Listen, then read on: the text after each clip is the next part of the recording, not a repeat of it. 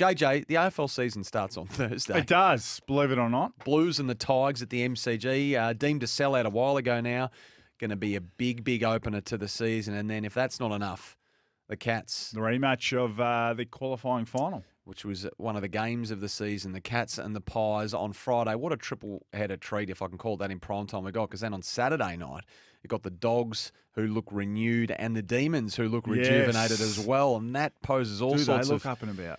tactical intrigue as well in terms of tall forward lines and back lines and two rucks and all sorts of things going on in that one. So we're opening the season here at SEN effectively, are we not? Incredible. Yeah, indeed. Indeed. Incredible round of... you'd like to always try and find a way to build up round one. But I tell you what, look at the list of games. Look at the 9 games. Can you find me the lock of the weekend? Because it is the most competitive. It looks on paper to be the most competitive round of games you could ever imagine. I think it's going to be like this most week. I think it's going to be incredibly tight at the top this year. I think we're going to be talking about an incredibly even season. I'm thinking the guts of the competition will be large. I think a couple will separate themselves, but I think there'll be a large belly. Yes. A large. There might be 13 teams in there. Separated by just a game or two throughout the bulk of the season, you reckon? Could be.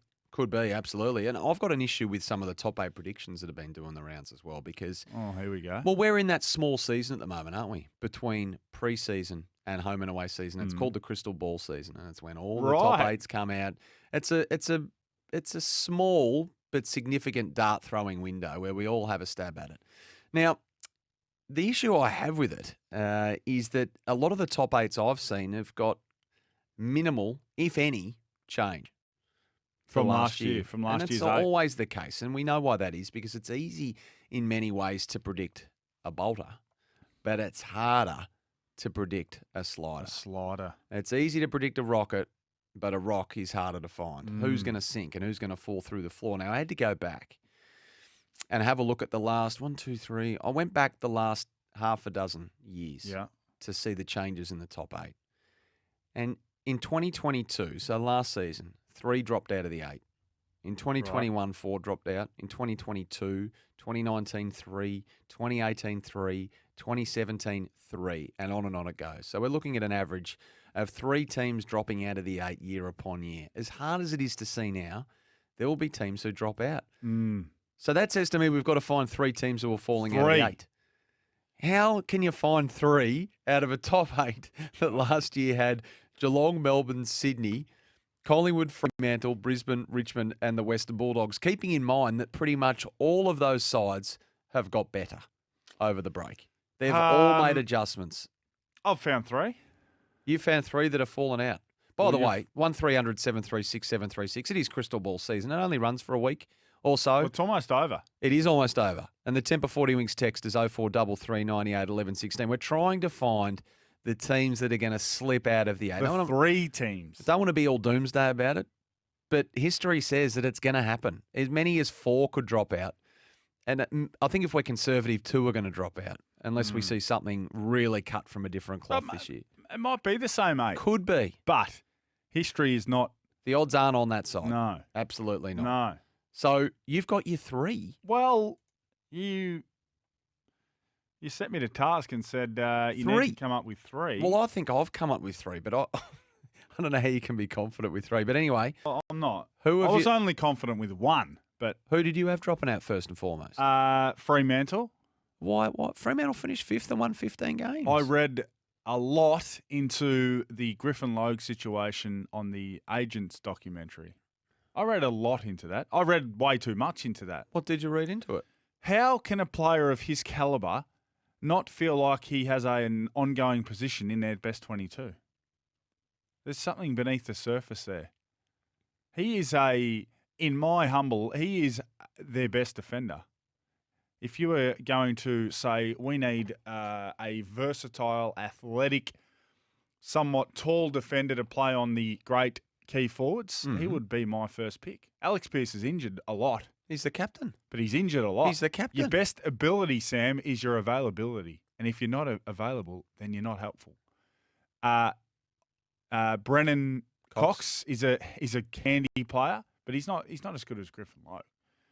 Now, I may be reading way too much into it. Well, what of the fact that the bare facts are that to bring in a big fish, you need to bail some water out of the boat. So if you're bringing in Luke Jackson, that doesn't explain why he was being thrown forward last year. And no, it doesn't.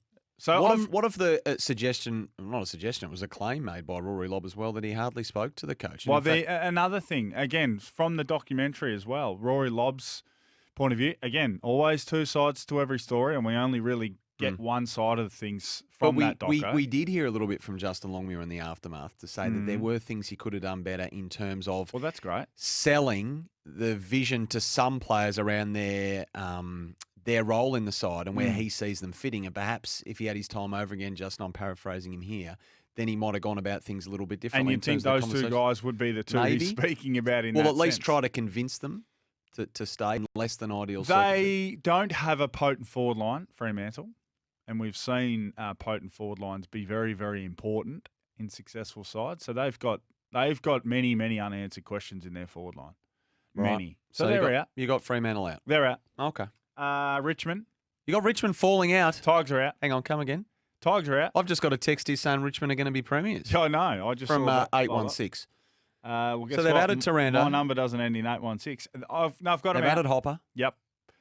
Is it the Chris Judd rule when never be all in on a team with important players in their first year? How did Jeremy Cameron's first year at Geelong go? Not great. Injured. Didn't necessarily set the world on fire. They went pretty deep into the season. They did, but they didn't win the whole thing. You've got them missing the 8. Well, Jack's 34.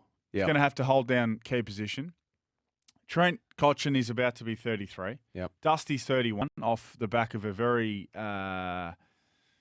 indifferent season last year. Grimes is 31. And Tom Lynch has had his fair share of injuries and he's 30. Yep. They're all very, very, very important players in their side. There's not much beneath Lynch and Jack in the forward half. If you lose one or both, you're in big trouble. So Richmond are out. Okay, so who have they? I'm just going back to... So Shane Edwards retired, Kane Lambert retired, Sydney Stack was delisted. I mean, other than Shane Edwards and Kane Lambert, and Josh Caddy retired too, they haven't really lost a lot. No, they haven't lost a lot, but so a bit of age players have... And a bit of chemistry is what you're coming back to. Yeah, perhaps. Yeah, you lose one or two in an important position, and it's going to be tight. Yeah, these teams might miss out on percentage, Sam. All right, there's 2 that have dropped out. I need a third. You shot me with Richmond. Are you going to go even further? Historical data would suggest the Sydney Swans will miss the 8. You've only got to go back through it, Sam. You are the numbers man. You are the guy who likes to just sit there and sift through the AFL guide. Not really, but I have on this occasion. 2017 Crows thumped in a grand final. Yep. Missed the 8. 2018 West Coast. Did they miss the 8 in 2019? I No, certainly know they that finished 5th. GWS, after getting hammered in a grand final,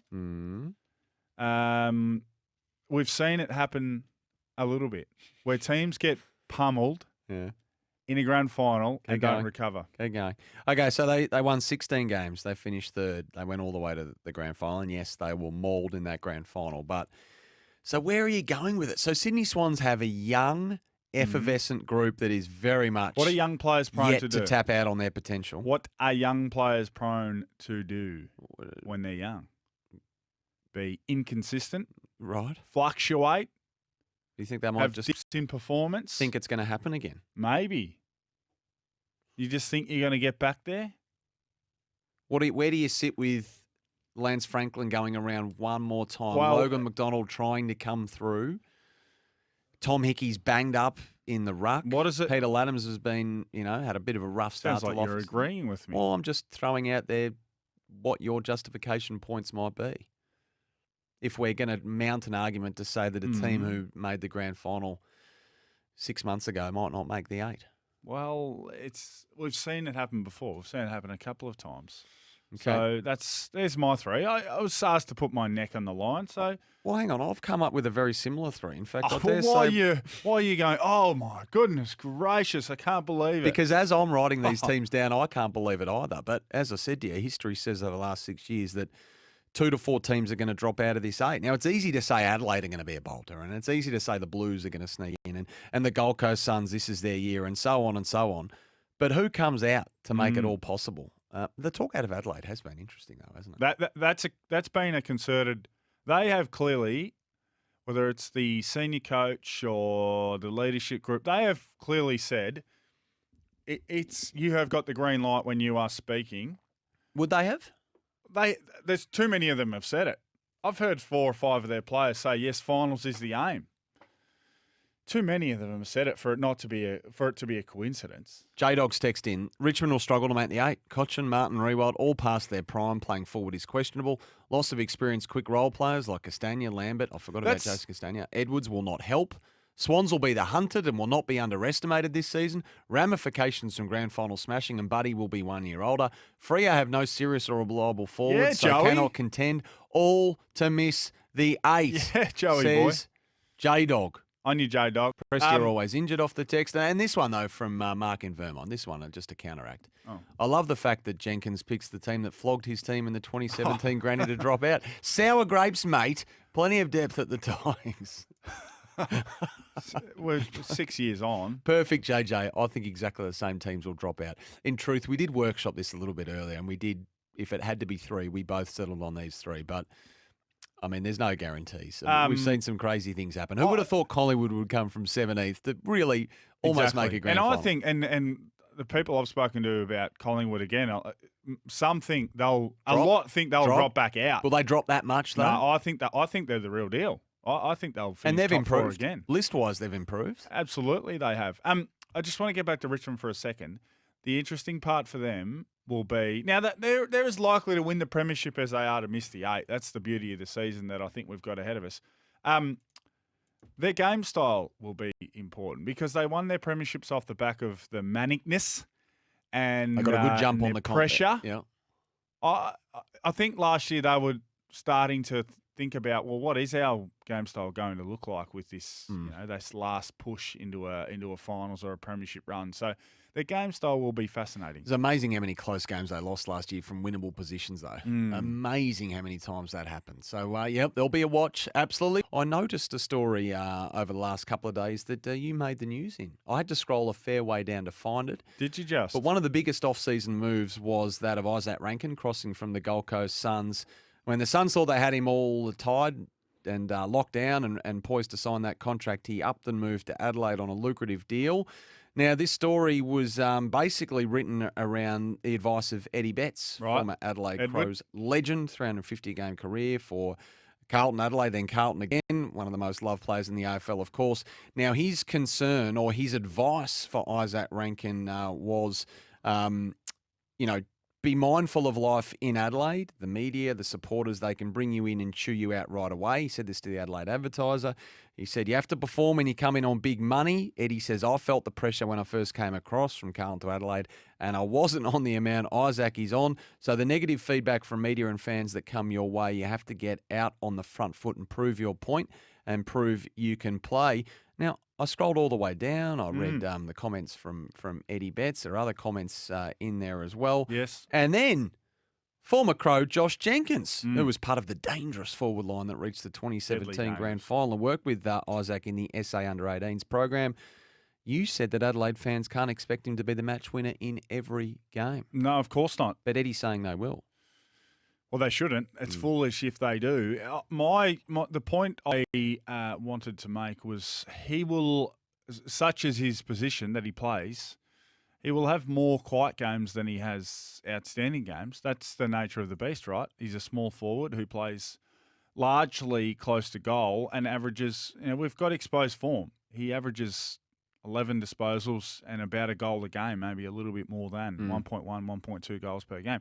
If he performs to his average every week of the year, the Adelaide fans will think, oh, geez, we haven't got much out of him, 11 and a goal every week. But the thing is, he won't. He will have games where he has 8 and doesn't kick a goal. But they're paying him 9 and no goals. Then he'll have 22 and kick 3 and he'll win the game for you. But they're paying him a wage where they would surely be expecting him to deliver more often than not to have more quiet games and good games. It'd be the opposite. Just because you put a check in front of someone, why should you then have the right to expect more than has been proven over the past The club.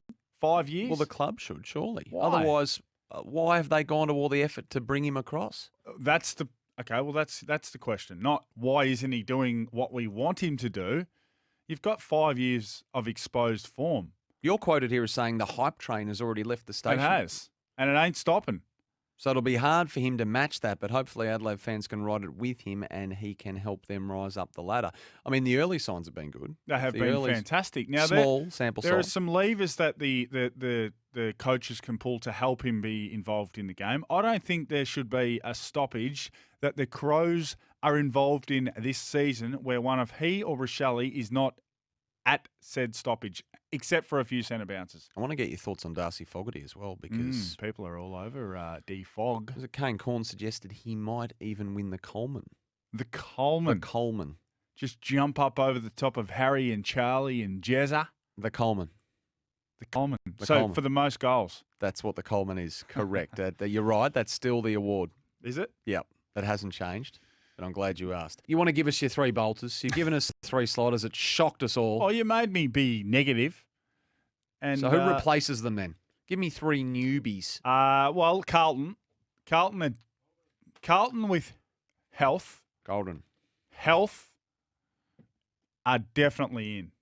Yep. If Carlton, they haven't had that for a long time. If they get, Sam Walsh back. 20 games from Wiedering, Cripps, Walsh, Mackay, Curnow, there is no way on God's green earth they will miss the finals. Right. When they had their, what were they, 8-2 last year? 8-3. 8-3. 8-2. Good at football as anyone else. Only had to win one of their last 4 and lost them all. Yes, so they finished outside the 8. The train was off the tracks by then. Just a whisker of percentage out to the Dogs. Okay, so you got the Blues jumping in from 9th. They're in, and they could go right up and in too. Top 4 could be the position for the Blues. Crystal ball season, yes. That's 1.